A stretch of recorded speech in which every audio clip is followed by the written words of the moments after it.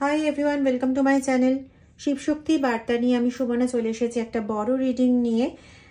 প্রথমেই বলে রাখি, সেই রোজকার নামচা যতটা রেজোনেট করবে ততটা নেবেন, বাকিটা অন্যদের জন্য ছেড়ে দেবেন। সমস্ত ধরনের মানুষের জন্য রিডিং, যারা নো কন্ট্যাক্টে আছেন, যারা যেরকম অবস্থাতে আছেন প্রত্যেকের জন্য রিডিং, সমস্ত রাশির সমস্ত ধরনের মানুষের জন্য রিডিং, টাইমলেস রিডিং অবভিয়াসলি। আজকে কোনো রকমভাবে কোনো ভিশন শেয়ার করার নেই, শুধু এই দুটো ডেক আমার কাছে আজকে রয়েছে, মানে দেখানো হয়েছে। এই দুটো ডেক থেকেই আজকে যা রিডিং আসবে সেটা আজকে আমরা দেখব। তো যাই হোক, চলুন রিডিংয়ে যাওয়া যাক।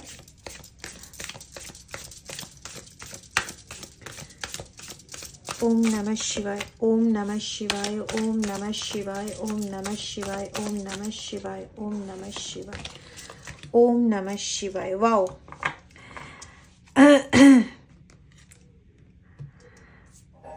আপনি হয়তো অনেক দিন ধরে আপনার ভালোবাসার মানুষকে খুঁজে চলেছেন এবং অপেক্ষায় রয়েছেন কবে আপনার সেই ভালোবাসা পরিপূর্ণতা লাভ করে।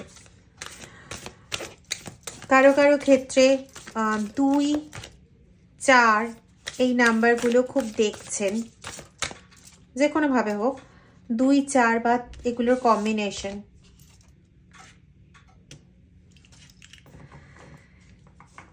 Wow, I liberate myself from emotions that don't serve me.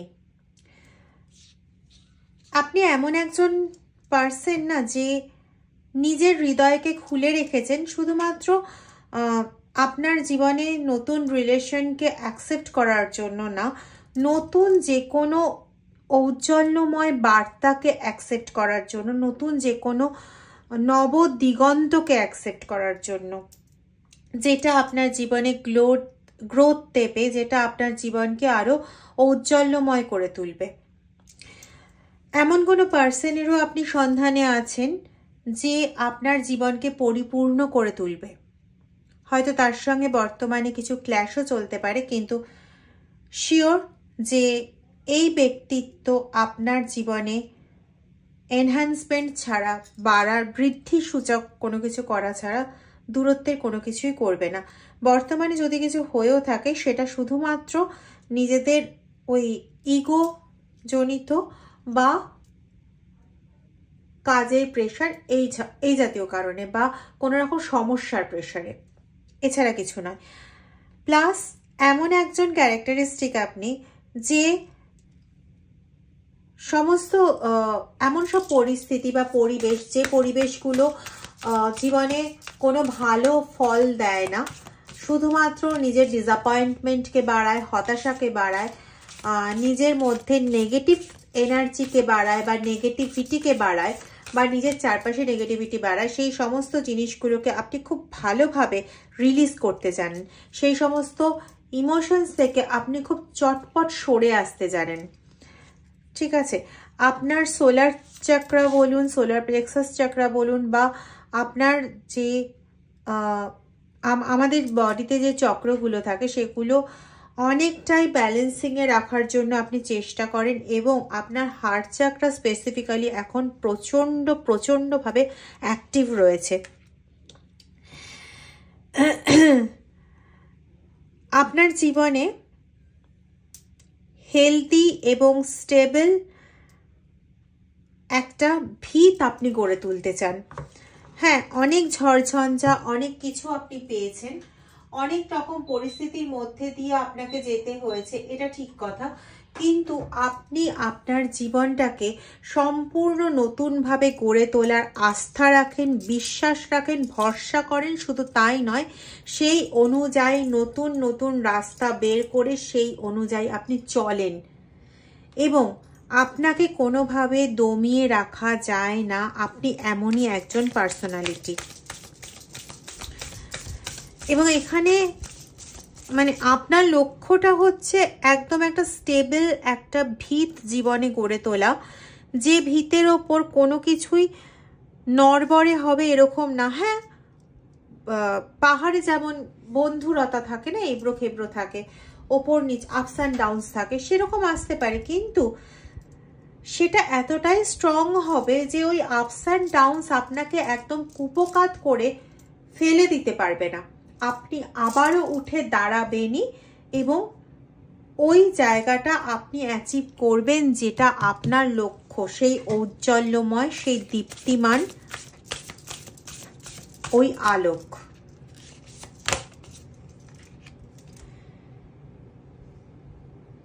When my mind is still, I hear my inner voice.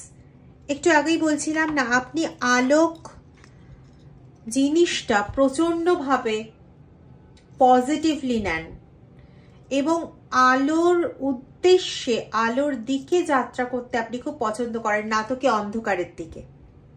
এবং আপনার এই পজিটিভ অ্যাটিটিউডই আপনাকে এতটাই ইনটিউটিভ করে তুলেছে যে আপনি আপনার ভেতরে স্বয়ং ঈশ্বরের যে একটা ইনার ভয়েস হয় না, যে আমাদের ভেতরে আমরা অনেক সময় বিভিন্ন কথা অনুভব করি, যে কথাগুলো হয়তো আমরা ভাবিনি, যে কথাগুলো নিয়ে আমরা কোনো রকম চর্চা করিনি, যে কথাগুলো আমাদের কোনো রকমভাবে মানে রিয়েল জীবন্ত বাস্তব সোর্সের মাধ্যমে আমাদের কানে আসেনি, সেই সমস্ত কথাগুলোকে আপনি হঠাৎ করে নিজের মনের মধ্যে উঠতে পান, মানে ওঠে, সেটা আপনি বুঝতে পারেন এবং সেটা আপনাকে কোথাও দিয়ে দিক প্রদর্শন করে, বলা যেতে পারে পথ প্রদর্শককারী অন্তর্দৃষ্টি বা ইনার ভয়েস।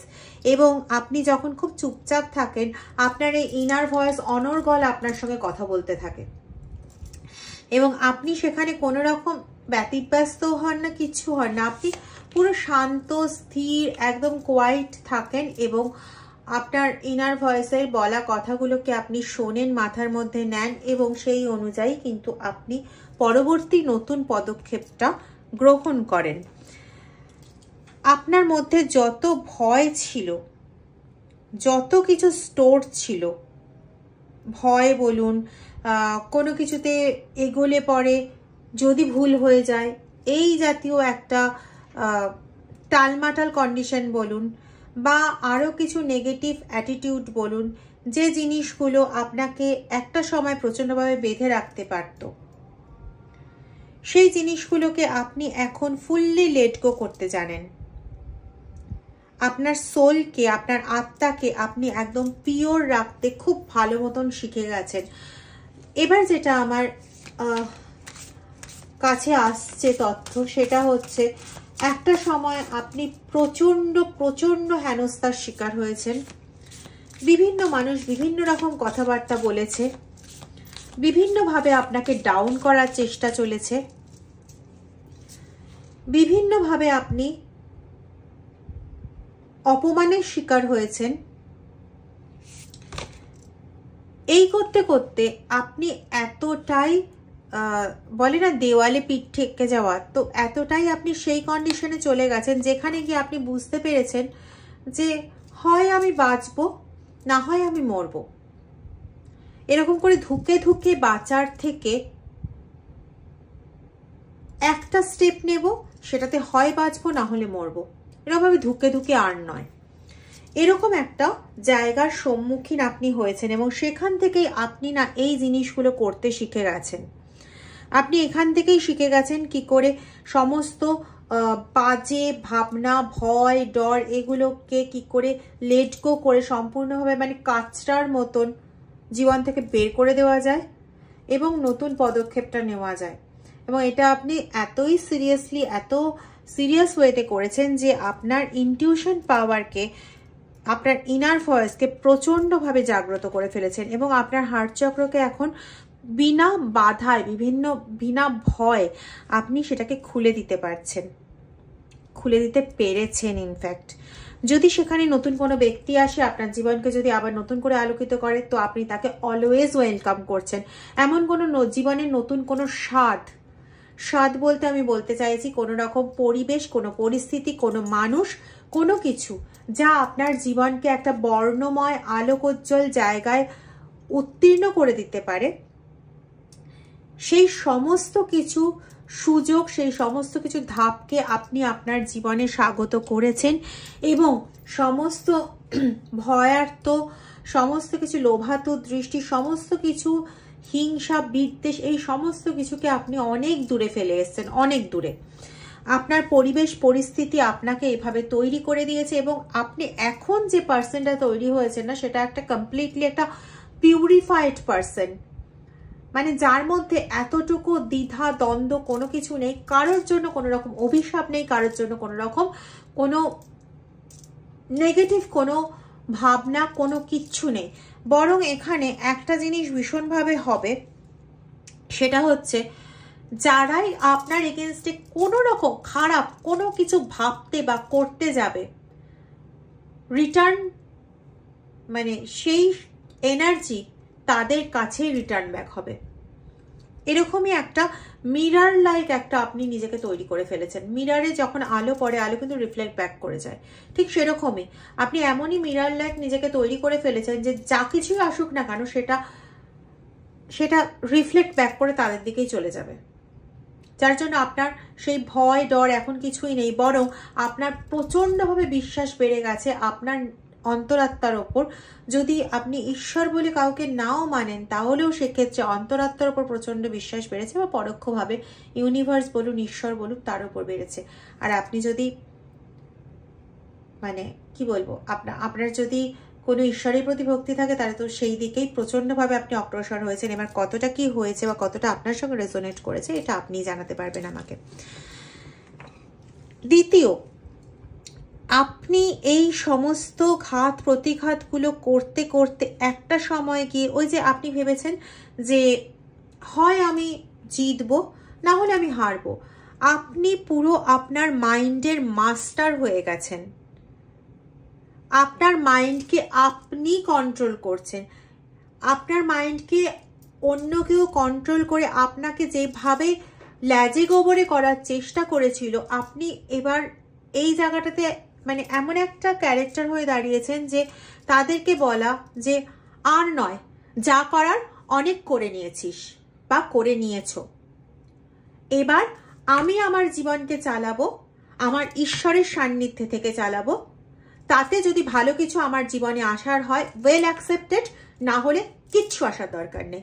আমার মনকে আর অন্য কাউকে কন্ট্রোল করতে আমি দেব না। এতটাই পজিটিভিটি আপনার মধ্যে এসেছে। অনেক চেষ্টা হয়েছে ভেঙে ফেলার, প্রচুর চেষ্টা হয়েছে, কিন্তু ওই যে একটা কথা বলে না, লোহা আগুনে পুড়লেও, যাই হোক, স্যালিউট আপনার এই সংঘর্ষময় যাত্রাপথকে, সত্যি স্যালিউট।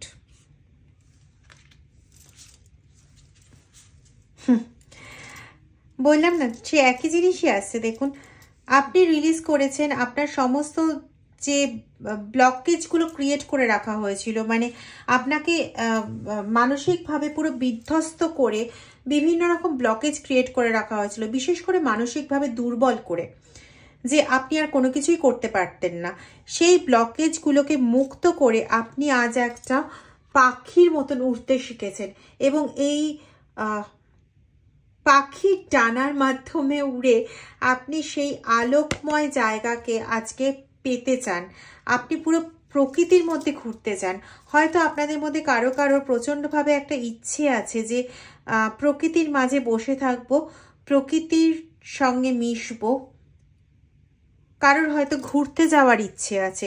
তো আপনারা প্লিজ, যদি আপনাদের সেটা ইচ্ছে হয়ে থাকে, ঘুরতে যাওয়ার যদি ইচ্ছা হয়ে থাকে, তাহলে পরে কাছাকাছি কোথাও থেকে যেটুকুনি সময় আপনাদের পক্ষে পাওয়া সম্ভব, সেই সময় বের করে আপনারা কাছাকাছি কোথাও থেকে ঘুরে আসুন। ঠিক আছে, পাখির মতন উঠতে চাইছেন, পাখির মতন দ্বিধাহীনভাবে ফ্লো করতে চাইছেন লাইফে। তো এই পজিটিভিটিটাকেই কিন্তু ধরে রাখবেন। এমন না হয় যে পরবর্তীকালে কোনো সেই পুরনো ইতিহাসের কেউ সামনে দাঁড়ালে পরে আপনি আবার গলে গেলেন। যে দৃঢ়তা অর্জন করেছেন সেই দৃঢ়তাকে কিন্তু সেই দিনও বজায় রাখার প্রয়োজন। আমি জানি না এটা কেন বললাম, হয়তো কারোর জীবনে হয়তো সেই ব্যক্তি বা সেই লোকেরা আবার হয়তো সামনে উকিঝুঁকি মারছে হয়তো, তো সেজন্য হয়তো এই কথাটা এলো। প্লিজ আবার সেই জায়গায় পা দেবেন না।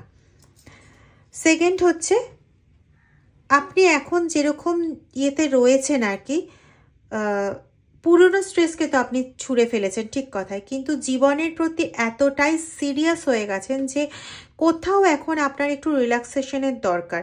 এবার রিল্যাক্সেশনের জন্য একটু আগেই এই কার্ডেই এসেছিল, জাস্ট এই কার্ডেরই ক্ল্যারিফিকেশন দেখুন, অন্য ডেক থেকে নিয়েছি। রিডিং কথা বলে ভগবানের আশীর্বাদে, ওম নমঃ শিবায়।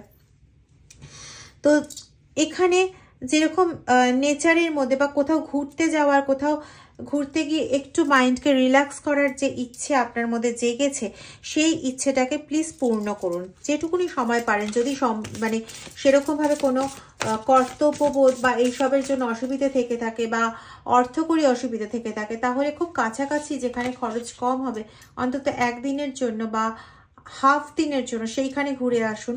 তাতে আপনার মেন্টাল জায়গা কিন্তু অনেক বেশি স্ট্রং হবে এবং আপনি অনেক বেশি ব্যালেন্সড হয়ে যাবেন, ঠিক আছে? আপনার এনার্জি অনেক বেশি সেন্টার্ড হবে এবং আপনি নিজেকে অনেক বেশি কেয়ারিং অ্যাটিটিউডে নিজের কেয়ারটা নিতে পারবেন, ঠিক আছে? সবার কেয়ার তো অনেকদিন নিয়ে এলেন, এবার নিজের জন্য কিছু জায়গা দরকার। এবং আপনার যে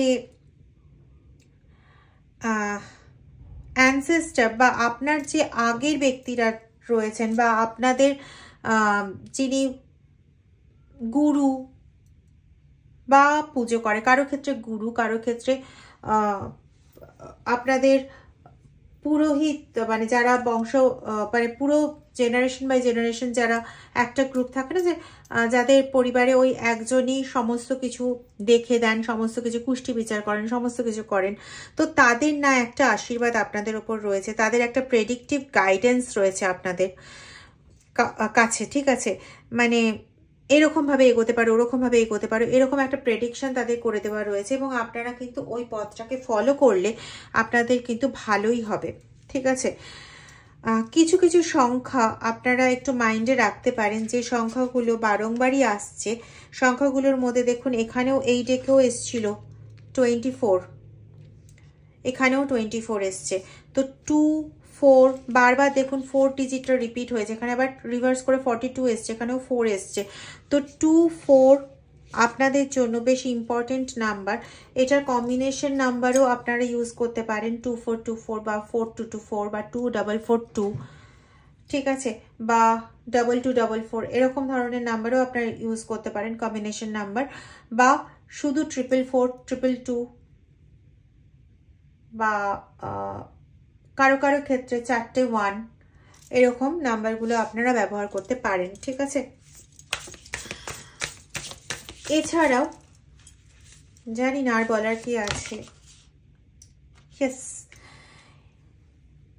আপনার মানে কি বলবো, আপনার অ্যাঞ্জেল, আপনার ফ্যামিলি, সেই সমস্ত ব্যক্তিরা যাদেরকে আমরা অ্যানসেস্টার বলি, সেই সমস্ত ব্যক্তিরা আপনাকে পার্সোনালি গাইড করছে আপনার লক্ষ্যে পৌঁছে যাওয়ার জন্য, আপনার জীবনকে সাফল্যমণ্ডিত করার জন্য, আপনাকে আলোকে ভরিয়ে তোলার জন্য।